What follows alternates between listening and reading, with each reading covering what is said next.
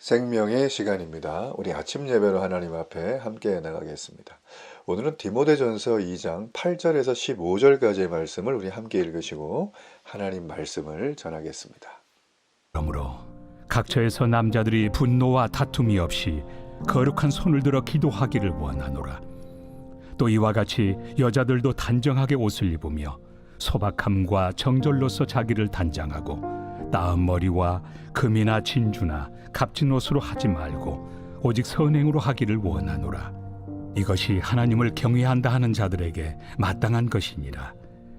여자는 일체 순종함으로 조용히 배우라.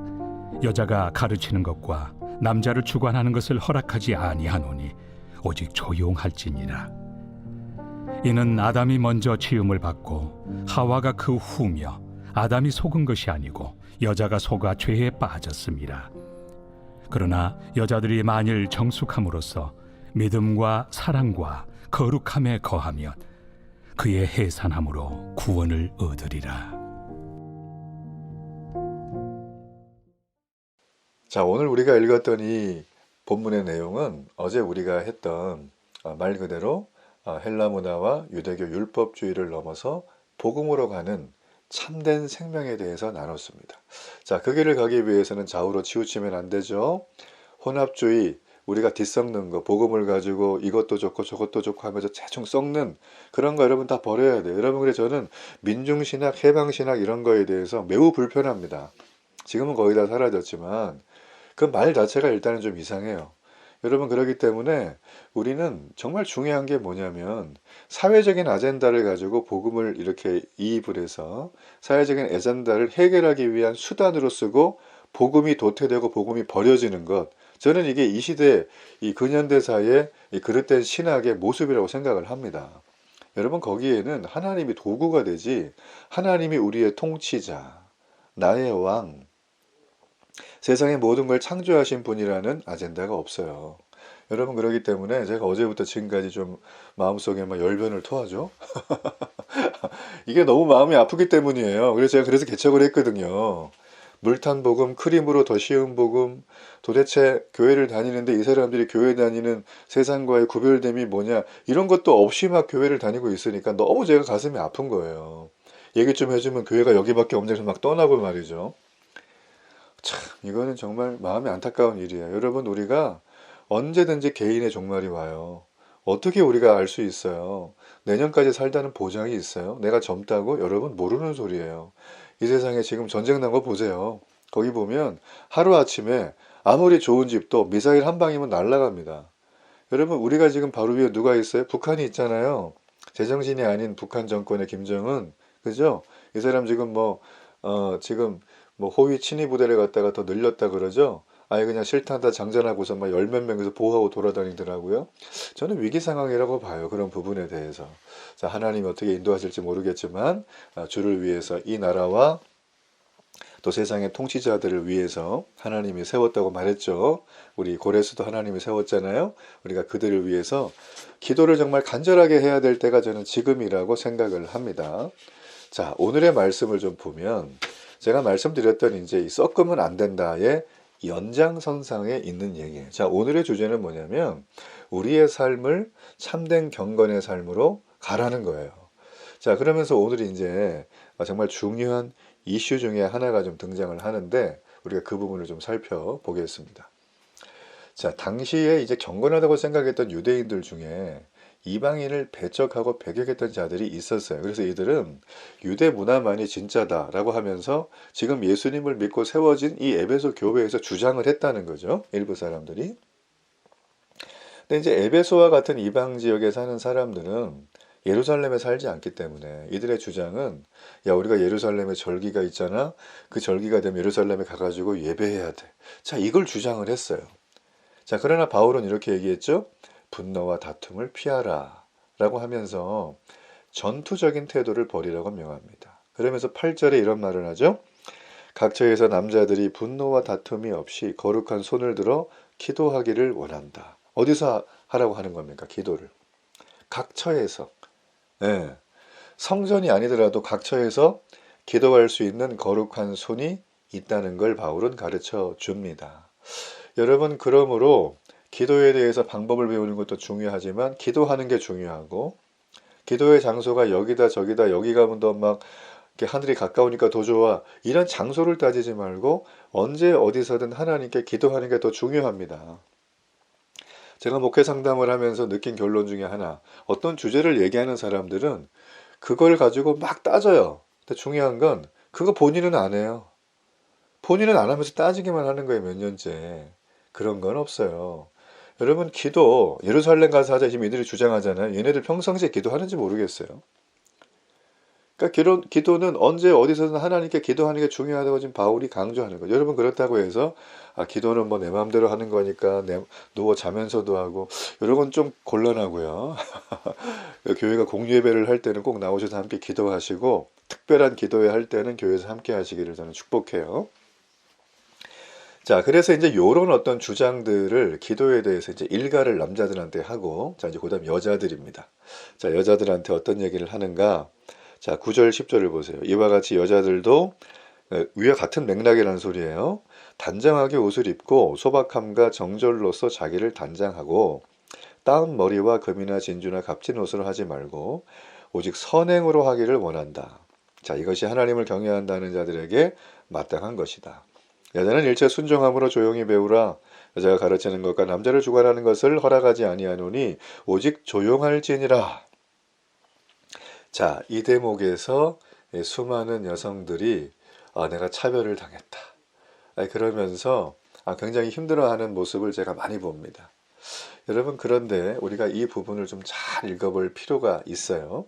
자, 당시는 지금과 다른 2000년 전이라는 걸 여러분 아셔야 하고요. 그 다음에 이런 권면을 하는 바울의 의도가 있어요. 단정하게 행하고 선을 행하라 이렇게 합니다. 자, 이러한 권면은 우리가 아마도 당시의 문화적인 배경, 이 성을 대하는 것들 방종하고 향락의 끝을 날렸던 에베소의 분위기와 무관하지 않습니다. 아마도 당시에는 대부분의 주석들이 성적 유혹이나 방종과 관련되어 있는 것으로 봅니다. 자, 사회적 역할이 제한될 수밖에 없었던 당시의 여성들은 보통 이 가정이라고 하는 테두리 안에서 있었어요. 뭐 직장을 다녔겠어요? 일부를 제외하고는 뭐 거의 없었죠. 그래서 겉모습이 그들의 내면과 신앙을 드러내는 통로였어요. 자, 따라서 여자 성도들이 이 자매님들이 온전하고 겸손하게 말하고 행동하고 이렇게 한다는 것은 당시의 성적인 방종과 뚜렷하게 대비되는 순결하고 거룩한 모습이라는 거예요. 더군다나 적극적으로 선을 행한다는 건 믿음을 드러낸다는 것입니다. 그러니까 당시에는 이게 하기가 어려웠다는 거예요. 여러분 그러므로 여기 나와 있는 이 어떻게 보면 여성에 대해서 너무 바울이 심하게 얘기하는 게 아니에요. 절대 그런 거 아닙니다. 아니고 초대교회에서 여성들이 지도자 역할을 하는 경우가 굉장히 많았어요. 사도행전 9장에 나오죠. 로마서 16장, 고린도서 16장에 보면 다 여자들이 교회 리더들이에요. 다도 잘 이게 은혜롭게 부흥과 은혜가 막 있었어요. 저는 그래서 여성들 우리 자매님들이 교회에서 활발하게 활동하는 것을 적극 저는 지지하는 목사입니다. 그리고 그렇게 해야 돼요. 뭐 우리가 이런 얘기는 하지만 한국 교회는 남녀 비율이 7대 3이잖아요 벌써. 그러니까 뭐 더 이상 할 말이 없어요. 한국 교회는 사실 여성이 이끌어간다고 해도 과언이 아닙니다. 자, 따라서 우리가 이 권면은 아마도 교회에서 문제를 일으켰던 일부 여성들에 대해서 권면하고 건징하고 치리하는 성격으로 봐야 합니다. 그러니까 누구든지 자신의 행동이 교회에 덕이 되지 않으면 절제하라는 게 바울의 얘기예요. 그래서 여러분 보세요. 제가 지금 8절에 그러므로 얘기했잖아요. 그죠? 그리고 나서 이 여성들 얘기를 했죠. 자, 그거는 그 위에 나와 있는 그 남자들하고도 똑같다라는 거예요. 남자들이 왜 분노와 다툼으로 예루살렘 가서 기도하자고 저렇게 떠드냐. 너네 남자들 조용하라는 거예요. 자, 그런 맥락으로 7일 한번 했잖아요. 권징했죠. 그리고 여자들에게도 하는 것이다. 여러분 이렇게 보셔야 돼요. 그래서 바울이 이런 얘기를 하면서 좀 이어서 하는 얘기가 있습니다. 자, 13절에 보세요. 이는 아담이 먼저 지음을 받고 하와가 그 후며 아담이 속은 것이 아니고 여자가 속아 죄에 빠졌다. 뭐 이런 얘기를 해주고 있어요. 제가 지금 이제 이 얘기를 보면 여기 보게 되어지면 우리 다른 성경 번역에 보면 이렇게 돼 있어요. 아담이 속은 것이 아니라 여자가 속아서 죄에 빠진 것이다. 그러나 여자가 믿음과 사랑과 거룩함을 지니고 정숙하게 살면 아이를 낳는 일로 구원을 얻을 것이다. 이 비유적인 얘기죠. 자, 이 얘기를 한번 좀 마무리하고 제가 마치겠습니다. 자, 여기 보면은 말씀드린 것처럼 이 쭉 얘기를 했는데 바울은 이 사탄의 위장한 뱀이 꼬임을 먼저 한 게 여자죠. 여자가 먼저 넘어갔다는 거예요. 그리고 이 여자 성도들이 거짓 교훈을 철저히 경계하라는 말 의미에서 지금 이 얘기를 하고 있다는 거예요. 그리고 뿐만 아니라 정숙하게 행하며 믿음과 사랑과 거룩함을 추구하면 해산함으로 구원을 얻으리라고 선언해주고 있어요. 그러니까 해산함으로 구원을 얻는다는 표현이죠. 그래서 여자의 후손으로 오시는 분이 누구세요? 예, 구원자 메시아를 떠올리게 합니다. 그래서 하나님은 여자의 해산함을 통해서 당신의 뜻하신 구원의 역사를 이루어 가신다는 거예요. 여러분, 그러므로 남자든 여자든 세상의 풍조에 휩쓸리지 않아야 됩니다. 일상에서 참된 경건을 추구해야 됩니다. 그렇죠? 예. 그래서 우리는 관심이 있으면 시간과 돈을 들여서 거기에 가고 그를 만나고 그걸 체험하잖아요. 근데 우리가 바로 옆에 있는 성경, 늘 볼 수 있는 하나님 말씀, 각처에서 기도할 수 있는데 이걸 하지 않으면서 우리가 신앙을 유지하기는 매우 어렵습니다. 네, 자기 신앙이 넘어질 수밖에 없어요. 자, 그래서 말씀의 결론을 맺으면 여러분, 우리는 다른 방법이 없습니다. 성도들이 우리 믿음의 삶을 살아가면서 이 시대에 얼마나 많은 헬라 문화와 유대교 율법주의 같은 것들이 우리의 복음과 섞이려고 하는지 몰라요. 내 자신 안에도 그런 게 많을 겁니다. 여러분, 그렇기 때문에 우리는 성경적인 바른 신앙관을 가져야 합니다. 휩쓸리지 말아야 돼요. 어느 쪽으로도 휩쓸리지 말고 문화를 따르냐, 최신 트렌드를 따르냐, 아니면 율법주의를 따르냐, 여기에 휩쓸리지 말고 복음의 진리만을 전했던 바울처럼 우리는 세상을 이끌어가야 됩니다. 우리가 세상에서 물에 빠져 있으면 우리가 살아날 길은 딱 하나예요. 예, 지나가는 배에게 구조를 요청하는 거예요. 우리가 세상 가운데서 허우적거리고 있을 때 우리를 구조할 수 있는 건 딱 하나예요. 복음의 진리의 배가 들어가는 걸 간절히 요청해야 돼요. 자, 그럴 때 세상은 우리를 예수님의 제자로 인정하며 우리를 통하여 놀라운 하나님의 은혜와 영광이 드러날 것입니다. 이런 은혜가 있기를 간절히 바랍니다.